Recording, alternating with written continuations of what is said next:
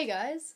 So first of all, if my voice sounds a little bit weirder than usual, it's because I'm currently fighting off a cold, so please excuse that, but I'm still in a really good mood today because I launched my new t-shirt line earlier this week. In case you didn't know, I started my little apparel company about 5 years ago, and this is the 6th collection that I've put out. A little while ago I had a request to talk about my t-shirt design process, and I thought that since I've just been designing these new t-shirts for the past month or so, that now would be the perfect time to tell you a little bit about how I design them. So my t-shirts are always inspired by music, and being the creative type, I always am jotting down lyrics that stand out to me, or perhaps a quote from a musician that I've read about in an interview or an article, and I put them down into a notebook or maybe in the Notes app on my phone so that they're there for me as ideas to refer to when I come to designing.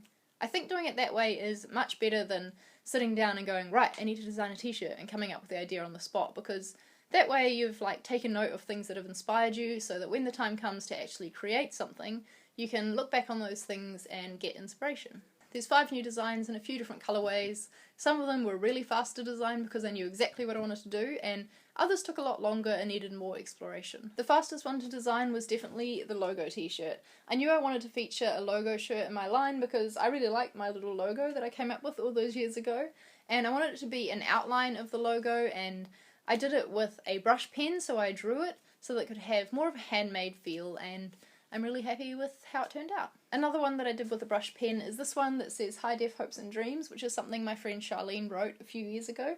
I actually had a design featuring this quote in my second ever collection, but I feel like, as I've gotten better as a designer, my t-shirts have gotten better, and the old design didn't really do this great quote justice, so I wanted to create something that was a little bit more worthy, I guess. So for this one, I spent ages drawing these words over and over again. I don't know how many sheets of paper I used, but when you're using a brush pen, it's sort of all about moving quickly and getting the shape right, and yeah, sometimes it can just take a long time to get the words looking how you want them to, especially when you're new to brush pens like I am. And I really wanted to persevere and do it with the brush pen rather than just going straight onto the computer, because I feel like it's much more authentic that way. The next one will probably only appeal to a very niche audience of people who feel as passionately about pop punk music as I do.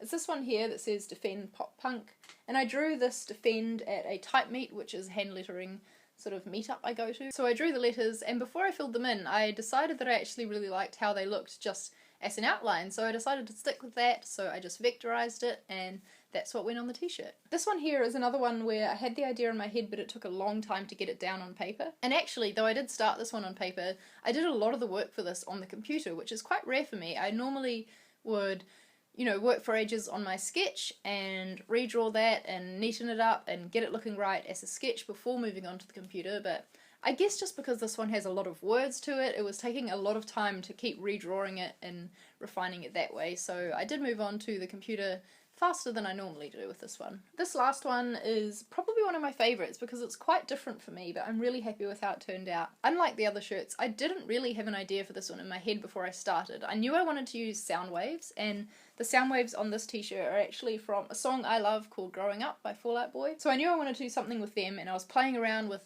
putting them in various shapes and putting words within them, but it was just looking really messy and overly complicated. Also, with the DIY way that I screen print, you can't have details that are too fine, so having words within these little sound wave lines here, it was just going to be a bad time. So I'm pleased that I came up with this in the end, and I put the words that I did want to include on it on the back neckline instead, which is just a little bit more subtle and I think really nice. So yeah, that was quite a different process designing that t-shirt, and it was a lot of exploration and playing around on the computer with these sound waves and trying to get something that I liked, and I'm really happy with the end result. So that's all I can think of to tell you about for now. If there's anything in particular that you're curious about or that perhaps I didn't explain properly, then please feel free to leave a comment down below because I'd love to chat to you about it. I don't want to be all self-promoty or anything, but I'm really proud of these t-shirts, so if you want to go and check them out on the store, that would be awesome. Next week I have another Christmas themed DIY for you because it's less than a month till Christmas now.